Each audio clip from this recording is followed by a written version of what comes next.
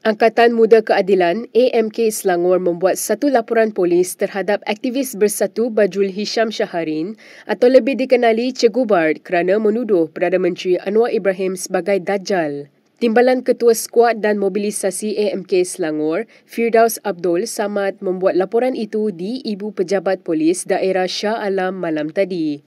Menurut Firdaus, kenyataan yang dikeluarkan oleh individu tersebut boleh mendatangkan mudarat awam. Sebagai rakyat Malaysia dan mewakili anggota muda keadilan seluruh Malaysia, saya percaya bahawa kenyataan yang dikeluarkan oleh individu tersebut mampu mendatangkan mudarat awam di samping mempunyai elemen jenayah yang bersifat menghina dan fitnah serta mampu mendatangkan kebencian atau penghinaan bagi membangkit rasa tidak setia terhadap kerajaan, terutama terhadap Perdana Menteri Malaysia Yang Amat Datuk Seri Anwar Ibrahim.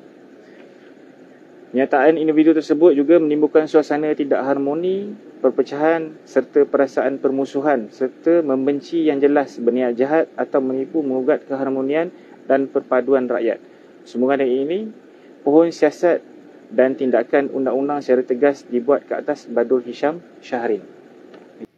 Firdaus berkata laporan polis itu dibuat berdasarkan rakaman video di laman Facebook PAS Terengganu pada ceramah perdana sempena PRK Kemaman, anjuran PN di Markas UDM Dadong, Kampung Tebak, Batu 16 pada 26 November lalu. Menurut Firdaus lagi, dalam rakaman tersebut Bajul telah mengeluarkan kenyataan menghina dan memutar belit agama dengan ekstrim.